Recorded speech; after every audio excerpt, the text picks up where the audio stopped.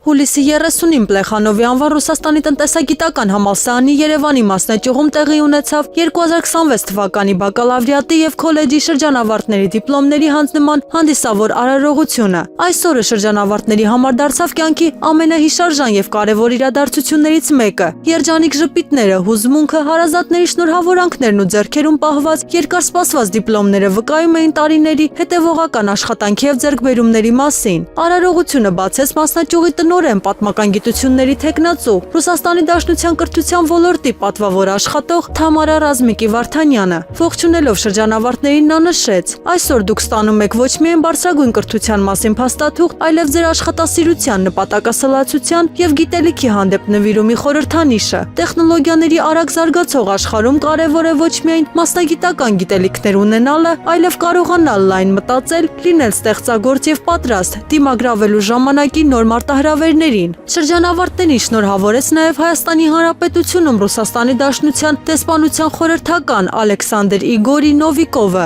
Ձեր դիպլոմը վստահելի ուղեգիր է դեպի մասնագիտական կյանք, ամուր հիմք եւ որակի վկայագիր, որը ճանաչված է ինչպես Ռուսաստանում, այնպես էլ Հայաստանում։ Համարձակորեն կյանքի կոչեք ձեր գաղափարներն ու նախաձեռնությունները եւ երբեք մի սահմանափակվեք արդեն ձեռք բերածով, ասաց նա։ Շրջանավարտներին իր բարեմաղթանքները հղեց նաև Երևանում ռուսական տան ղեկավարի տեղակալ Եկատերինա Անդրեևան, մաղթելով նրանց հաջողություններ մասնագիտական գործունեության, ձեռնարկատիրության եւ գիտության ոլորտներում, ինչպես նաև նոր գաղափարներ, ստեղծագործ մոտեցումներ եւ նշանակալի ձեռքբերումներ։ 2026-ին Երևանի Պլեխանովի անվան ՌՏՀ մասնաճյուղի բակալավրիատն ու քոլեջը ավարտեցին ավելի քան 150 շրջանավարտներ։ Արարողության ավարտին արդեն ձևավորված ավանդույթի համաձայն շրջանավարտները երկինք բաց թողեցին օդապարիկներ, որոնք խորհրդանշում էին նոր երազանքներ, լայն հնարավորություններ եւ ապագա հաջողություններ։ Այսօրը նրանց համար խորհրդանշեց ոչ միայն ուսանողական տարիների ավարտը, այլև նոր կյանքի սկիզբը։ Ձեռք բերելով պահանջված մասնագիտություններ եւ ամուր մասնագիտական գիտելիքներ, նրանք պատրաստ են իրենց առաջին վստահ քայլերն անել աշխատաշուկայում։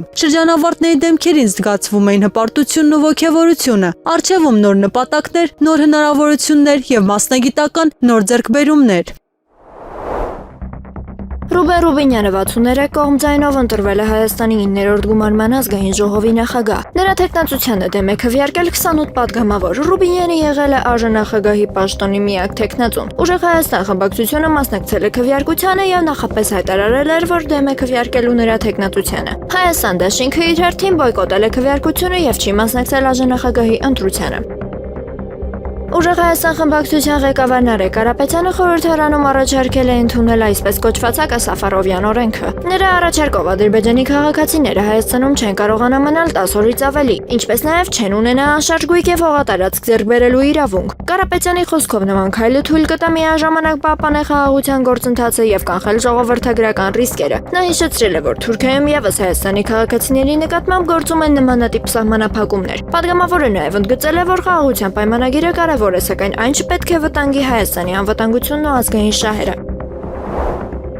Օգոստոսի 4-ին ժամը 9:00-ից մեկնարկում է պետական ավագ դպրոցների 10-րդ դասարանի ընդունելության արծաթ հայտագրման հիմնական փուլը։ ԿԳՄՍ նախարարությունը հայտնում է, որ հայտագրումն իրականացվելու է my.emi.am հարթակի միջոցով։ Դիմելու հնարավորություն ունեն ինչպես Հայաստանի քաղաքացիները, այնպես էլ օտարերկրյա քաղաքացիները, երկքաղաքացիները, քաղաքացիություն չունեցող անձինք եւ ազգային փոքրամասնությունների ներկայացուցիչները սահմանված կարգով։ Գերատեսչությունը խորհուրդ է տալիս մինչև հայտագրման մեկնարկը նախապես անցնել նույնականացման գործընթացը ժամանակ չկորցնելու համար։ Ռուսերենով ուսուցմամբ դասարանների ընդունելության հայտագրումը կմեկնարկի օգոստոսի 11-ին։ Քաղաքացիական պայմանագիր կուսակցությունը ազգային ժողովի փոխնախագահների պաշտոնների համար առաջադրել է Հայկ Գոնջարյանի եւ Վահագն Ալեքսանյանի թեկնածությունները։ Միաժամանակ Ուժեղ Հայաստան խմբակցությունը ԱԺ փոխնախագահի 3-րդ պաշտոնի համար առաջադրել է Արամ Վարդևանյանին։ Առաջադրումները կատարվել են նոր ձևավորված խորհրդարանի առաջին նստաշրջանի շրջանակում։ Թեկնածուների ընտրության հարցը քննարկվելու է ազգային ժողովի նիստում։ Նոր ղեկավար կազմը կձևավորվի խորհրդարանի քվեարկության արդյունքներով։ Հանրապետության նախագահ Վահագն Խաչատուրյանը շնորհավորել է Ռուբեն Ռուբինյանին ազգային ժողովի նախագահ ընտրվելու կապակցությամբ։ Նախագահը նշել է, որ ԱԺ-ն Հայաստանի պետականության հիմնարար սահմանադրական ինստիտուտներից է, եւ նրա արդյունավետ աշխատանքը կարևոր նշանակություն ունի երկրի զարգացման համար։ Ուղերձում ընդգծվում է, որ ԱԺ նախագահի պաշտոնը մեծ պատասխանատվություն է ենթադրում խորհրդարանի բնականon գործունեության, օրենսդրական աշխատանքի եւ քաղաքական երկխոսության ապահովման գործում։ Վահագն Խաչատուրյանը վստահություն է հայտնել, որ Ռուբինյանի պաշտոնավարումը կնպաստի խորհրդարանական մշակույթի եւ պետական ինստիտուտների ամրապնդմանը։ Նախագահը նրան մաղթել է արդյունավետ աշխատանք եւ հաջողություններ ԻՇԱ Հայաստանի Հանրապետության։ ԱԺ նախագահի տեղակալի տեխնացու Հայկ Կոնջորյանը պատասխանել է կնոջ Հայփոստում ստացած աշխատավարձի վերաբերյալ հարցերին, հայտարարելով, որ իր կինը Հայփոստի պատմության մեջ ամենացածր աշխատավարձ ստացողն է։ Հարցը բարձրացրել է Հայաստան խմբակցության падգամավոր Ագնեսա Խամոյանը։ Միաժամանակ հրապարակված հայտարարագրերի համաձայն Շուշան Ալեքսանյանի տարեկան աշխատավարձը գերազանցել է $118,000, ինչը կազմում է ամսական ավելի քան 3.6 միլիոն դրամ։ Նույն ժամանակահատվածում Հայփոստի 2025 թվականի հաշվետվությունը ցույց է տվել, որ ընկերության մի շարք ֆինանսական ցուցանիշներ վատթարացել են։ Իրանի արտաքին գործերի նախարարության պաշտոնական ներկայացուցիչ Էսմայել Բաղային հայտարարել է. Թեհրանն ունի տեղեկություններ, ըստ որոնց Կիևը դիտավորյալ է հարվածել Կասպից ծովում գտնվող իրանական առևտրային նավին։ Նրա խոսքով առկա ապացույցներն, այդ թվում Ուկրաինայի առաջնորդ Վոլոդիմիր Զելենսկու հայտարարությունները վկայում են հարձակման կանխամտածված լինելու մասին։ Բաղային ընդգծել է, Իրանը կձեռնարկի բոլոր անհրաժեշտ միջոցները, որպեսզի Ուկրաինան պատասխան տա կատարվածի համար։ Ուկրաինայի ազգային անվտանգության և պաշտպանության խորհրդի քարտուղար Ռուստեմ Ումերովը կարող է նշանակվել երկրի արտաքին հետախուզության ծառայության ղեկավար։ Նախագահ Վոլոդիմիր Զելենսկին քննարկում է Ումերովի թեկնածությունը, նրան վստահելով արտաքին հետախուզության ղեկավարումը։ Միևնույն ժամանակ պաշտոնական որոշում դեռևս չի հրապարակվել և իշխանությունները չեն մեկնաբանել տեղեկությունը։ Հնարավոր նշանակման ժամկետների կամ այլ մանրամասների վերաբերյալ ևս պաշտոնական տվյալներ չկան։ Ռուսաստանի պաշտպանության նախարարությունը հայտարարել է, որ Ռուսաստանի Դաշնության զինված ուժերը վերահսկողության տակ են վերցրել Խարկովի մարզի, Բելի Կոլոդես և Ուստինովկա բնակավայրերը։ Գերատեսչության տվյալներով այդ գործողությունն իրականացրել են Հյուսիս զորախմբավորման ստորաբաժանումները։ Պաշտոնական հաղորդագրության մեջ նշվում է, երկու բնակավայրերն արդեն անցել են ռուսական վերահսկողության տակ։ Պակիստանը Հնդկաստանի սահմանին տեղակայել է Չինաստանում արտադրված SH-15 տիպի 250 ինքնագնաց հաուբից, զգալիորեն մեծացնելով իր հրետանային ներուժը։ Նոր համակարգերը նախատեսված են հեռահար հարվածային հնարավորությունները ուժեղացնելու և բանակի մարտական պատրաստվածությունը բարձրացնելու համար։ SH-15-ը կարող է խոցել մինչև 40 կիլոմետր հեռավորության վրա գտնվող թիրախներ, իսկ հատուկ զինամթերքի կիրառման դեպքում մինչև 53-ից 72 կիլոմետր։ Համակարգը համալրված է ավտոմատ կրակի կառավարման սարքավորումներով և կարող է արագ փոխել դիրքը, նվազեցնելով հակահրետանային հարվածների վտանգը։ Իրանում մահապատժի են ենթարկել Օմիդ Բեհզադին և Փուրիա Սաֆութին, որոնք մեղադրվել էին իսրայելական Մոսադ հետախուզական ծառայության հետ համագործակցելու մեջ։ Իրանական կողմի պնդմամբ նրանք Իսրայելին փոխանցել են զինվորականների, ոստիկանության աշխատակիցների և անվտանգության օբյեկտների վերաբերյալ լուսանկարներ, կոորդինատներ և այլ տվյալներ։ Քննության վարկածով Բեհզադը Google Maps-ի և այլ քարտեզագրման ծառայությունների միջոցով հայտնաբերել է ռազմական օբյեկտների տեղակայումը, իսկ Սաֆութը տվյալներ է փոխանցել արտասահմանյան արբանյակային հեռուստաալիքի միջոցով։ Իտալիայի վարչապետ Ջորջիա Մելոնին առաջարկում է բանակցություններ սկսել Եվրամիությունից դուրս անօրինական միգրանտների վերադարձի կենտրոններ ստեղծելու շուրջ։ Հաղորդվում է, նախաձեռնությունը կդառնա ԵՄ ներքին գործերի խորհրդի առաջիկա նիստի գլխավոր թեմաներից մեկը։ Հռոմը նախատեսում է մինչև տարեվերջ համաձայնագրեր կնքել երրորդ երկրների հետ, որպեսզի առաջին նման կենտրոնները գործարկվեն արդեն 2027 թվականին։ Նախագիծը հիմնված է Իտալիայի և Ալբանիայի միջև գործող համաձայնագրի փորձի վրա։ Սպասվում է, որ կենտրոնների ֆինանսավորումը կիրականացվի Եվրամիության միջոցներով։ Հայաստան դաշինքը հայտարարել է, որ չի մասնակցելու ազգային ժողովի նախագահի ընտրության փակ քվեարկությանը։ Խմբակցության ղեկավար Աննա Գրիգորյանը Ռուբեն Ռուբինյանին դիմելով նշել է, որ ամբողջ խմբակցությունը չի քվեարկելու նրա օգտին։ Նրա խոսքով հույս ունի, որ այդ որոշումը որևէ մեկի համար անակնկալ չի լինի։ Գրիգորյանը պաշտոնապես հայտարարել է, որ ընդդիմադիր ուժը հրաժարվում է մասնակցել փակ քվեարկությանը։ Ուժեղ Հայաստան խմբակցության ղեկավար Նարեկ Կարապետյանը հայտարարել է, որ Ադրբեջանի հետ խաղաղության պայմանագիրը Հայաստանի առջև ծառացած ամենակարևոր մարտահրավերներից է։ Նրա խոսքով այն կարևոր է թե երկրի զարգացման, թե Բաքվում պահվող հայ գերիների վերադարձի համար։ Միաժամանակ նա ընդգծել է, որ պայմանագիրը չպետք է Ադրբեջանին հնարավորություն տա ժողովրդագրական ներկայություն ձևավորել Հայաստանում։ Կարապետյանը որպես հիմնավորում մեջ բերել է Ադրբեջանի կրթության նախարարի հայտարարությունը, ըստ որի Արևմտյան Ադրբեջանի գաղափարը հիմնարար նշանակություն ունի ազգային նոր ինքնության ձևավորման համար։ Նա կոչ է արել այս հարցում ցուցաբերել առավելագույն զգոնություն։ Շամիրամ գյուղում 4 անձի սպանության համար ցմահ դատապարտված Սելման Քալաշյանի վճռաբեկ բողոքը վարույթ չի ընդունվել։ Դրանով Առաջինացյանի եւ Վրաքննիչ դատարանների կայացրած դատավճիռը վերջնականապես մտել է օրինական ուժի մեջ։ Քալաշյանը մեղավոր է ճանաչվել 2017 թվականին Սքո սրահում իրականացված հրաձգության համար, որի հետևանքով զոհվել էր 4, իսկ վիրավորվել 7 մարդ։ Քրեական գործի համաձայն ողբերգության պատճառը եղել են երկարատև ֆինանսական վեճերն ու պարտքային հարաբերությունները։ Վարչապետ Նիկոլ Փաշինյանի որոշմամբ Մելանիա Հարությունյանը նշանակվել է վարչապետի մամուլի քարտուղար։ Նա փոխարինում է Նազելի Բաղդասարյանին, որը շարունակելու է աշխատանքը ազգային ժողովում որպես падգամավոր։ Մելանիա Հարությունյանը նախկինում եղել է քաղաքացիական պայմանագիր կուսակցության երիտասարդական կառույցի խորհրդի քարտուղարը։ Նշանակումն ուժի մեջ է մտել վարչապետի ստորագրած որոշմամբ։ Փաստաբան Տաթևիկ Սողոյանը հայտարարել է, որ եթե Վերաքննիչ դատարանը չփոխի Արեգնազ Մանուկյանի խափանման միջոցը, նրա 14-ամյա դուստրը ծննդյան օրը կդիմավորի առանց մոր։ Փաստաբանը հիշեցրել է նաև, որ աղջիկը սեպտեմբերի 1-ին եւս դպրոց կգնա առանց մոր ներկայության։ Սողոյանն այս հայտարարությունն արել է անդրադառնալով ԱԺ Ռուբեն Ռուբինյանի նախորդ օրվա ելույթին։ Նրա խոսքով նման իրավիճակները շարունակվում են կրկնվել նաև այսօր։ Լիլիթ Մակունցը հայտարարել է, որ պաշտոնապես ստանձնել է վարչապետի աշխատակազմի ղեկավարի պարտականությունները։ Նա շնորհակալություն է հայտնել վարչապետ Նիկոլ Փաշինյանին իրեն այս պատասխանատու պաշտոնը վստահելու համար։ Մակունցը նշել է, որ նոր կարգավիճակում պատրաստվում է ներդնել առավելագույն ջանքեր Հայաստանի Հանրապետությանը ծառայելու համար։ Նրա խոսքով պատրաստ է շարունակել պետական ծառայությունը նոր պատասխանատվությամբ։ Իրանի արտաքին գործերի նախարարությունը հերքել է Թրամփի հայտարարությունները, նշելով, որ Վաշինգտոնի հետ որևէ բանակցություն չի ընթանում։ ԱԳՆ խոսնակ Էսմայել Բաղային հայտարարել է. ներկայում քննարկումներ են իրականացվում միայն Օմանի հետ, Հորմուզի նեղուցում անվտանգ նավարկության հարցով։ Նրա խոսքով Թեհրանի եւ Վաշինգտոնի միջև բանակցությունների մասին տեղեկությունները չեն համապատասխանում իրականությանը։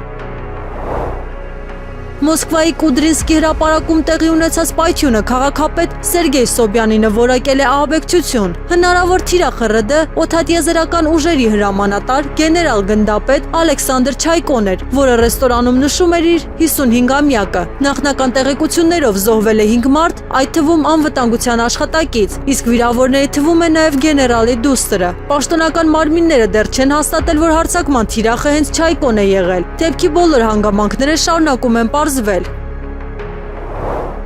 Սեուտայի քաղաքապետ Խուան Խեսուս Վիվասը հայտարարել է, Մարոկոն այլևս վստահելի գործընկեր չէ միգրացիոն ճգնաժամի պայմաններում։ Նրա խոսքով Իսպանիան պետք է ձեռնարկի բոլոր անհրաժեշտ միջոցները, կանխելու նմանատիպ զանգվածային ներհոսքերի կրկնությունը։ Թելեգրաֆը հայտնում էր, արևմտյան հետախուզական աղբյուրները չեն բացառում։ Մարոկոն կարող էր նպաստել միգրանտների հոսքին Իսպանիայի վրա քաղաքական ճնշում գործադրելու նպատակով։ Հրապարակման համաձայն պատճառներից մեկը կարող էին լինել Իսպանիա եւ Ալժիրի միջև գազային բանակցությունները։ Քաղաքապետը պնդել է ստեղծված իրավիճակից պետք է լուրջ հետևություններ անել։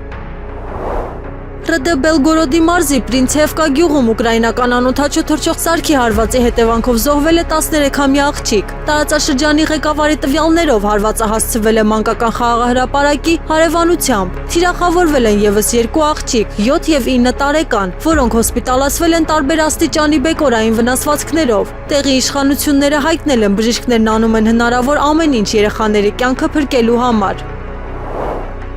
Իրանի արտգործնախարարության խոսնակ Էսմայել Բաղային հայտարարել է, Պակիստանը շարունակում է մնալ Թեհրանի եւ Վաշինգտոնի միջև հիմնական միջնորդը։ Նրա խոսքով Կատարը նույնպես աջակցում է անհրաժեշտության դեպքում, սակայն գործընթացում նոր միջնորդներ չեն հայտնվել։ Բաղային նշել է, մի շարք այլ երկրներ, այդ թվում Չինաստանը նույնպես ժամանակ առ ժամանակ նպաստում են շփումներին։ Նա հիշեցրել է, որ նախորդ ամիս ստորագրված փոխըմբռնման հուշագրից հետո ռազմական լարվածությունը կրկին աճել է։ ԱՄՆ զինված ուժերի կենտրոնական հրամանատարությունը դիմել է ռազմական վերլուծաբաններին Իրանի նկատմամբ ճնշման ստեղծարար եւ ոչ ստանդարտ մեթոդներ առաջարկելու խնդրանքով։ Համապատասխան նամակում նշվում է Վաշինգտոնը փնտրում է Իրանի վրա ազդեցություն ծրագրելու նոր ուղիներ։ Աղբյուրների գնահատմամբ այս քայլը ցույց է տալիս, որ գործող տարբերակների շրջանակը զգալիորեն սահմանափակվել է։ Միաժամանակ Թրամփը հայտարարել է օգոստոսի 3-ին նախատեսվում են բանակցություններ Իրանի հետ։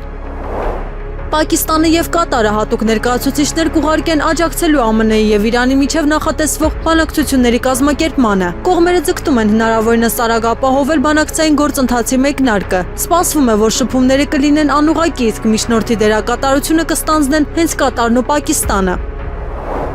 Իրանը հայտարարել է նույնիսկ Օմանի հետ համաձայնության հասնելու դեպքում Հորմուզի նեղուցը անմիջապես չի բացվի նավարկության համար։ ԱԳՆ ներկայացուցիչ Էսմայել Բաղային ընդգծել է. նման համաձայնությունը միայն անհրաժեշտ, բայց ոչ բավարար պայման է։ Նրա խոսքով նեղուցի շուրջ ստեղծված իրավիճակի հիմնական պատճառը Իրանի դեմ ԱՄՆ-ի եւ Իսրայելի գործողություններն են։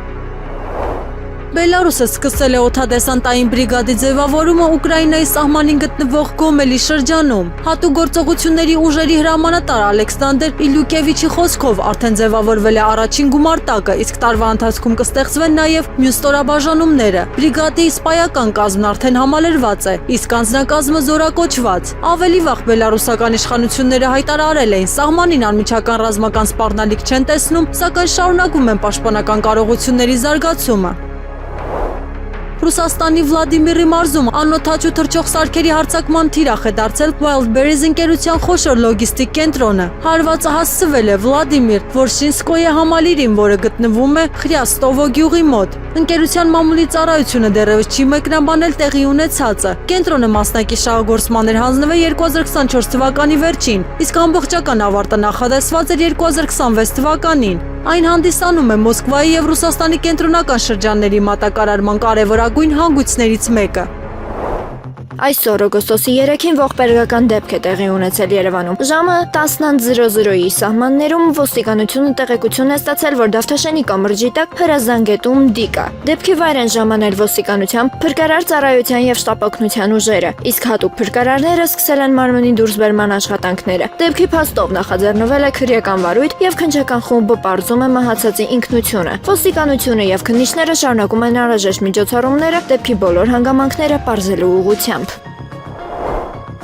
Աշխարհահռչակ փիլիսոփա եւ գրող Նասիմ Թալեբը հրաժարվել է Ադրբեջանում դասախոսությամբ հանդես գալ ի նշան Արցախի նախկին պետնախարար Ռուբեն Վարդանյանի աջակցության։ Նրա խոսքով կազմակերպիչները հրաժարումից հետո զգալիորեն բարձրացրել են առաջարկված հոնորարը, սակայն դա չի փոխել իր որոշումը։ Թալեբը հայտարարել է, որ գումարը չի կարող ազդել իր էթիկական սկզբունքների վրա։ Ես ոտք չեմ դնի Ադրբեջանի տարածք, քանի դեռ Ռուբեն Վարդանյանը այնտեղ բանտում է, նշել է նա։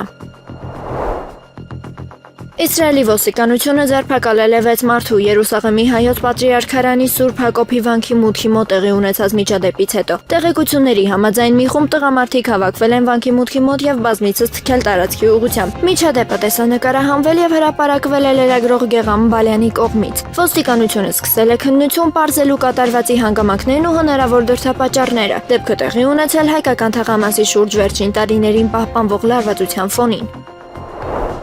Լիլիթ Մակունցը նշանակվել է Հայաստանի Հանրապետության վարչապետի աշխատակազմի ղեկավար։ Նշանակումն իրականացվել է Հանրային ծառայության մասին օրենքի հիման վրա։ Ավելի վաղ Մակունցն ազատվել էր վարչապետի գլխավոր խորհրդականի ժամանակավոր պաշտոնակատարի պաշտոնից։ Այսպիսով նա անցնում է կառավարության աշխատակազմի ղեկավարի պաշտոնին։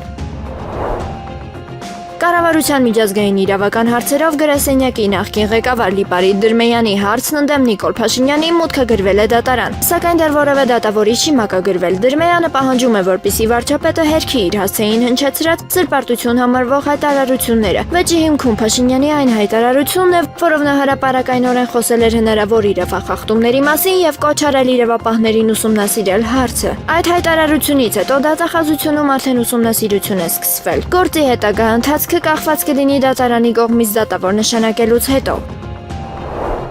Ուժեղ Հայաստան խմբակցության ղեկավար Նարեկ Կարապետյանը հայտարարել է, որ այն խոսքը որևէ հապարը պետք է հնչեցներ ազգային ժողովում, ասել է եկեղեցում։ Նրա խոսքով հայոց հայրապետի համար կարևոր է, որ երկրի գլխավոր քաղաքական մարմինը ստանա եկեղեցու օրհնությունը։ Կարապետյանը նշել է, որ այդ ուղերձը падգամավորներն արդեն լսել են եկեղեցում կայացած հանդիպման ժամանակ։ Նա նաև ընդգծել է, որ իր քաղաքական թիմը բոլոր հնարավոր միջոցներով կանգնելու է հայ առաքելական եկեղեցու կողքին։ Այլ ընտրանք չկա, հայտարարել է նա լրագրողների հետ զրույցում։ Օգոստոսի 2-ի երեկոյան Արարատի մարզի Գետափնյա եւ Ղուկասավան բնակավայրերի միջև գտնվող աղբավայրում հրդեհ է բռնկվել։ Դեպքի վայր են մեկնել Երևանի եւ մարզային փրկարարական վարչությունների 4 մարտական հաշվարկ, ինչպես նաեւ հերթապահ փրկարարական խումբը։ Հրշեջ փրկարարներին հաջողվել է օգոստոսի 3-ի առավոտյան մեկուսացնել հրդեհը։ Ըստ ՆԳՆ փրկարար ծառայության մոտ 5000 քառակուսի մետր տարածքում շարունակվում է այրավել շինարարական աղբը։ Հրդեհաշիջման աշխատանքները շարունակվում են։ Թելեգրաֆը հաղորդում է Եվրոպայի կամավորների կոալիցիան աստիճանաբար կորցնում է իր կենսունակությունը առաջնորդության պակասի պատճառով։ Թերթի գնահատման Մեծ Բրիտանիայում Քիր Սթարմերի հեռանալ եւ Էմանուել Մակրոնի առաջիկա հեռանալը լուրջ անորոշություն է ստեղծել կոալիցիայի ապագայի շուրջ։ Բրիտանացի պաշտոնյաները փորձում են գնահատել, թե Ֆրանսիայի նախագահական ընտրությունների արդյունքները ինչպես կազդեն երկու երկրների համագործակցության վրա։ Հրապարակման համաձայն ամենամեծ մտահոգությունը կապված է Մակրոնի հնարավոր հեռանալու հետ։ Թերթը զգուշացնում է Եվրոպան կարող է մնալ առանց հստակ առաջնորդության։ ԱՄՆ նախագահ Դոնալդ Թրամփը հայտարարել է օգոստոսի 3-ին Վաշինգտոնն ու Թեհրանը բանակցություններ կանցկացնեն։ Նրա խոսքով երկխոսությունը կսկսվի բանակցային ձևաչափով եւ նպատակ ունի կանխել նոր ռազմական բախումները։ Թրամփը նշել է նախկինում դիտարկվել է Իրանի դեմ հզոր հարված հասցնելու տարբերակը, սակայն այն չի իրականացվել։ Նա ընդգծել է Սաուդյան Արաբիան նույնպես կողմ էր գործարքի հասնելուն։ Ըստ Թրամփի քննարկումների առանցքում լինելու են Հորմուզի նեղուցի անվտանգությունն ու Իրանի միջուկային ծրագիրը։ Իրանի ԱԳՆ ներկայացուցիչ Էսմայել Բաղային հայտարարել է, Հորմուզի նեղուցի շուրջ իրավիճակը չի վերադառնա նախկին վիճակին։ Նրա խոսքով Թեհրանը որոշումները կայացնում է բացառապես ազգային անվտանգության եւ պետական շահերի հիման վրա։ Բաղային ընդգծել է, Օմանի հետ բանակցությունները չեն վերաբերում նեղուցի բացման կամ փակման հարցին, այլ Իրանի շահերի պաշտպանության մեխանիզմների մշակմանը։ Նա նաև հայտարարել է, Իրանը չի փոխի իր դիրքորոշումը արտաքին ճնշումների ազդեցությամբ։ Թեհրանը վստահեցնում է, այդ խորհրդակցությունները շարունակվում են արդեն երկար ժամանակ։ Իրանն ու Իտալիան համատեղ սկսում են Պերսեպոլիսի հարևանությամբ գտնվող Թալե Աջորի հնագույն դարպասների վերականգնումը։ Նախագիծը նախատեսում է հուշարձանի վերածումը բաց երկնքի տակ գործող թանգարանի, որը կդառնա Պերսեպոլիսի պատմական համալիրի մի մասը։ Մասնագետների տվյալներով դարպասները կառուցվել են Կյուրոս Մեծի օրոք եւ համարվում են Աքեմենյան դարաշրջանի կարևորագույն հուշարձաններից։ Վերականգնումը կիրականացվի 3 փուլով՝ տեխնիկական ուսումնասիրությունից մինչև շինարարական եւ կոնսերվացիոն աշխատանքներ։ Ծրագրին կմասնակցեն իրանցի եւ իտալացի հնագետներ, ինժեներներ եւ վերականգնողներ։ Թրամփը հայտարարել է, Իրանի դեմ նախատեսված էր զանգվածային հարված, սակայն այն չի իրականացվել կողմերի խնդրանքից հետո։ Նրա խոսքով Իրանը դիմել է խնդրելով հրաժարվել այդ գործողությունից, իսկ նույն դիրքորոշումը ունեցել է նաև տարածաշրջանի որոշ հարևան երկրներ։ ԱՄՆ նախագահը նշել է, այժմ առաջնահերթությունը հնարավոր գործարքի հասնելն է։ Թրամփը չի մանրամասնել, թե ինչ պայմաններով կարող է կայանալ այդ համաձայնությունը։ Նա ընդգծել է, Վաշինգտոնը նախընտրում է դիվանագիտական լուծումը ռազմական սցենարից։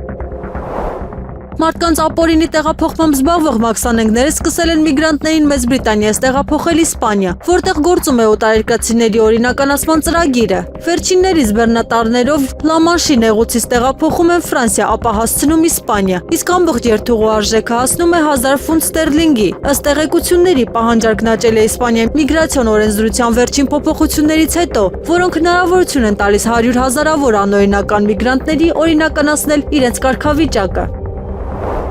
Թուրքիայի ռազմաօդային ուժերը սկսել են մասնակցել ՆԱՏՕ-ի Enhanced Air Policing Block 72 առաքելությանը Բալթյան երկրների օդային տարածքի պաշտպանության շրջանակում։ Թուրքիայի ՊՆ-ի տվյալներով Ամարի ավիաբազայում հերթապահություն է ստանձնել 181-րդ էսկադրիլյան, 5 եւ 16 կործանիչներով եւ 76 զինծառայողով։ Ստորաբաժանման վերջնական նախապատրաստական աշխատանքները կատարվել էին Դիարբեքիրի 8-րդ գլխավոր ավիաբազայում։ Առաքելությունը նպատակ ունի ուժեղացնել ՆԱՏՕ-ի օդային վերահսկողությունը տարածաշրջանում։ Ռուսաստանի Դաշնության պաշտպանության նախարարությունը հայտարարել է, Ռուսաստանի օդատիեզերական ուժերը հարվածներ են հասցրել Ուկրաինայի զինված ուժերի անօդաչու թռչող սարքերի կառավարման եւ ժամանակավոր տեղակայման կետերին։ Գերատեսչության տվյալներով թիրախները գտնվել են Խարկովի մարզում եւ Դոնեցկի ժողովրդական հանրապետության Ռայգորոդկա բնակավայրում։ Հայտարարության համաձայն կիրառվել են FAB 500 եւ FAB 250 ավիառումբեր, ինչպես նաեւ կառավարվող հրթիռներ։ Սաուդյան Արաբիայի թագաժարանք Մոհամմեդ բին Սալման Ալ Սաուդը ԱՄՆ նախագահ Դոնալդ Թրամփի հետ հեռախոսազրույցում մտահոգություն է հայտնել Իրանի դեմ հնարավոր նոր լայնածավալ հարվածների ծրագրերի կապակցությամբ։ Նա Թրամփին կոչ է արել նպաստել լարվածության թուլացմանը եւ խուսափել ռազմական սրումից։ Ամերիկյան աղբյուրների համաձայն Էրիադը նաեւ խնդրել է Վաշինգտոնից ներկայացնել հետագա գործողությունների ծրագիրը։ Միաժամանակ Կատարի միջնորդությամբ անցկացվել են խորհրդակցություններ Իրանի, ԱՄՆ եւ Օմանի ներկայացուցիչների միջև։ Հորմուզի նեղուցում բնականոն նավարկության վերականգնման շուրջ աղբյուրների պնդման բանակցությունների ընթացքում որոշակի առաջընթաց է արձանագրվել, սակայն մանրամասներ դեռ չեն հրապարակվում։ Ռուսաստանի պաշտպանության նախարարությունը հայտնել է, Սև ծովում խոցվել է ռազմական նշանակության վերտեղափոխող բեռնանավ։ Գերատեսչության պնդմամբ Նիկոլաևի նավահանգստում հարվածներ են հասցվել նաև եւս 2 բեռնանավերի, որոնք բեռներ էին տեղափոխում Ուկրաինայի զինված ուժերի համար։ Հայտարարության համաձայն թիրախավորվել է նաև ծովային քարշակը, որը վերազինվել էր անձնակազմ կատերների կիրառման համար։ Առաջին ատյանի դատարանը մերժելով երկրորդ նախագահի հայցն ընդդեմ Փաշինյանի չի հաստատել Նիկոլ Փաշինյանի հայտարարությունների ճշմարտացիությունը, դրանք համարելով Փաշինյանի սուբյեկտիվ գնահատողական դատողություններ։ Այս մասին ասել է երկրորդ նախագահ Ռոբերտ Քոչարյանի գրասենյակի ղեկավար Բագրատ Միկոյանը, սակայն հիրավի մտահոգիչ է դատարանի այն մոտեցումը, ըստ որի այդ արտահայտությունները գնահատվել են հաշվի առնելով, որ դրանք հնչեցվել են ոչ թե որպես քաղաքացի Նիկոլ Փաշինյանի, այլ հենց Հայաստանի Հանրապետության վարչապետի կողմից կառավարության նիստում։ Ստացվում է, որքան բարձր է պաշտոնը, այնքան լայն են անձի վերաբերյալ ամենացածր գնահատականներ հնչեցնելու սահմանները։ Դատարանի տրամաբանությունից բխում է, որ կարելի է նույն կերպ Նիկոլ Փաշինյանի հասցեին եւս հնչեցնել առերևույթ զրպարտչական արտահայտություններ, պայմանով, որ այդ արտահայտություններ հնչեցնողը եւս քաղաքական գործիչ լինի։ Այդ դեպքում դատարանն այն կգնահատի քաղաքական գործչի գնահատողական դատողություն, մնում է հասկանալ վճիռը կայացրած դատավորը քաղաքական գործիչ Փաշինյանի արած վնգստացող դատավորներ եւ կաշառակեր դատավորներ ֆրազներից, որոնք են նույնպես համարում գնահատողական դատողություն, ասված է հաղորդագրության մեջ։ Իրավապահները 3 խուզարկություն են իրականացրել Կոտայքի մարզի հանրային տրանսպորտի երթուղիները սպասարկող մուլտիտրանսպորտ ընկերությունում եւ ձերբակալել ընկերության տնօրեն Արթուր Դալաքյանին։ Մուլտիտրանսպորտը կապվում է Բարգավաճ Հայաստան կուսակցության կալանավորված առաջնորդ Գագիկ Ծառուկյանի անվան հետ։ Ավելի ուշ հայտնի դարձավ, որ մուլտիտրանսպորտ ընկերության տնօրեն Արթուր Դալաքյանի դեմ քրեական հետապնդում է հարուցվել։ Քրեական վարույթի շրջանակում առանձնապես խոշոր չափերով հարկեր չվճարելու մեղադրանքով ԱԴ-ի ընկերության տնօրեն Արթուր Դալաքյանի նկատմամբ հարուցվել է հանրային քրեական հետապնդում, որպես խափանման միջոց կիրառվել է տնային կալանքը, հայտնել են քննչական կոմիտեից։ Մուլտիուելնես կենտրոնի տնօրեն Արման Փիրոյանն անդրադարձել է կենտրոնի շուրջ կատարվող զարգացումներին եւ նշել. կենտրոնին պատկանող անշարժ գույքն անօրինական եղանակով իր սեփականությունը հռչակելուց հետո Երևանի քաղաքապետարանը հայտարարություն է տարածել, որ Մուլտիուելնես կենտրոն մարզարողջարանային համալիրը վերաբացվել է եւ գործելու է Երևան Wellness Center նորանունով։ Համալիրի ողջ շարժական գույքը, մարզական գույք եւ սարքավորումներ, կահույք, օդափոխման եւ հովացման համակարգեր, համակարգչային տեխնիկա, լվացքի մեքենաներ, խոհանոցային գույք, հեռուստացույցներ եւ այլն պատկանում են Մուլտիուելնես կենտրոնին, դրանք դուրս չեն բերվել համալիրի տարածքից։ Հայտարարում ենք, որ Երևանի քաղաքապետարանն ապօրինաբար խլել է Մուլտիուելնես կենտրոնի ողջ շարժական գույքը, տիրացել այդ գույքերին եւ անհատույց օգտագործման է հանձնել իր ստեղծած Երևան Wellness Center կազմակերպությանը։ Հարգելի Երևանի քաղաքապետարան, հրապարակային հնչեցրեք, թե ինչ հիմքով է ձեր ստեղծած ընկերությունն օգտագործում իրեն չպատկանող գույքը, ինչ հիմքով եք այդ գույքը վերցրել Մուլտիուելնես կենտրոնից, ասված է հայտարարության մեջ։ Երեկոյան Կենտրոն վարչական շրջանի Պապ Թագավորի փողոցում հեծի բաշխման ցանցի մալուխագծի վթարի իրական պատճառները բարձելու համար, այն է սպառման բեռի կտրուկ բարձրացումից զատ, նաև օգտագործված մալուխի եւ իրականացված աշխատանքի որակի, օգտագործված կցորդիչի որակի, ինչպես նաև թիմ կոմունալ ծառայությունների կամ այլ շին աշխատանքների կատարման ընթացքում հնարավոր ֆիզիկական ներգործության հավանականությունն ու դրանց հնարավոր ազդեցությունը վթարի առաջացման վրա կիրականացվի ներքին հետաքննություն։ Այս մասին հայտարարել է հեծի ժամանակավոր կառավարիչ Ռոմանոս Պետրոսյանը։ Երևանում օգոստոսի 3-ից 8-ին սպասվում է առանց ձեղումների եղանակ։ Օգոստոսի 3-ից 8-ին երեկոյան ժամերին սպասվում է քամուշ գնացում 12-ից 15 մետր վարկյան։ Հանրապետության տարածքում օգոստոսի 3-ից 3-ը 4-ից 5-ին սպասվում է առանց ձեղումների եղանակ։ Օգոստոսի 6-ից 8-ի երեկոյան ժամերին առանձին շրջաններում սպասվում է կարճատև անձրև եւ ամպրոպ։ Քամին հարավարևելյան եւ արևելյան 2-ից 5 մետր վարկյան։ Օգոստոսի 3-ից 8-ին Արմավիրի մարզում Արագածոտնի եւ Կոտայքի նախալեռներում Շիրակի մարզի առանձին հատվածներում երեկոյան ժամերին սպասվում է քամուշ գնացում 15-ից 18 մետր վարկյան։ Օդի ջերմաստիճանն է ապես չի փոխվի։